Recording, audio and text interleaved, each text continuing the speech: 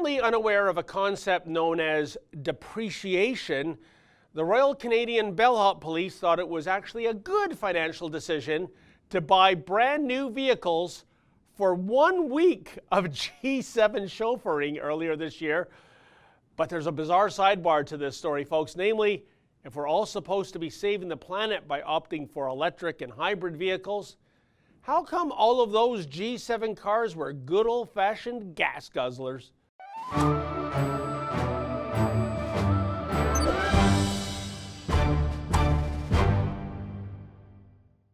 Great story earlier this month in the National Post. Well, not so great for taxpayers, but a hell of a yarn nevertheless about government incompetence. Here's the skinny. The federal government spent millions buying brand new cars for use at this year's G7 summit. And guess what? They're having trouble selling off these vehicles on the second-hand market. I can just see the pitch now, folks. Hey, this Dodge was only used to chauffeur an elderly diplomat on a Sunday. What is astonishing is that the RCMP bean counters who were responsible for this purchase thought this was a fiscally prudent decision. Apparently, Procurement Officer Dudley Do-Right was unaware of the fact that a car can appreciate by as much as 20% the precise moment it's driven off the lot. Damn it. If only there was some sort of solution for those who just need to acquire a car on a temporary basis, something that doesn't actually involve full-on ownership.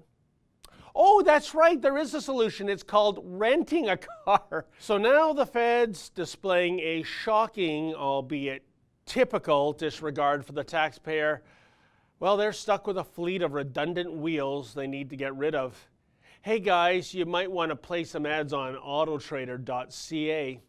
But here's a goofy sidebar to this story, something that wasn't reported. Namely, so many of the vehicles are good old-fashioned gas guzzlers, the sort of cars that we're constantly being told to avoid, even though Canadian auto plants tend to manufacture these very same cars, such as the Dodge Charger and the Chrysler 300. Yet when it comes to the green file, whatever happened to leading by example?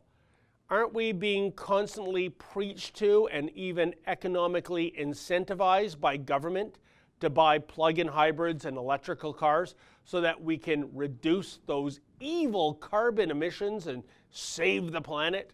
But just check out that roster of rides the feds bought for the motorcade. 154 Chevy Suburbans, 140 touring model Chrysler 300s, 109 Toyota Siennas, and 28 Dodge Chargers.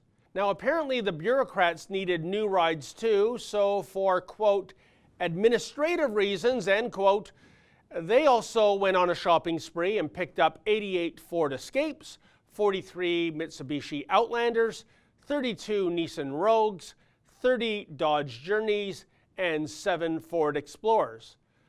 Of that entire list, only the Outlander is available as a plug-in hybrid, but what do you want to bet they bought the gas-only model?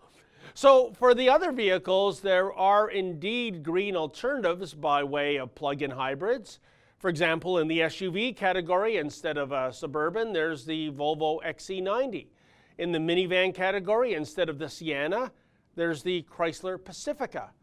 In the sedan category, instead of the Charger, how about the Ford Fusion or the Hyundai Sonata? And the list goes on. Yes, of course, plug-in hybrids tend to be pricier, but given that these bureaucratic bozos bought rather than rented cars, do you think they give a rodent's rectum about fiscal responsibility in the first place? After all, it's our money they're playing with. Bottom line, yet again, our virtue-signaling ruling elites operate via the principle of do as we say, not as we do. And somewhere deep in the recesses of Parliament Hill, Climate Barbie weeps. For the Rebel.media, I'm David the Menzoid Menzies. Hey folks, the Rebel has a new app. Please download that app and take the Rebel with you wherever you go.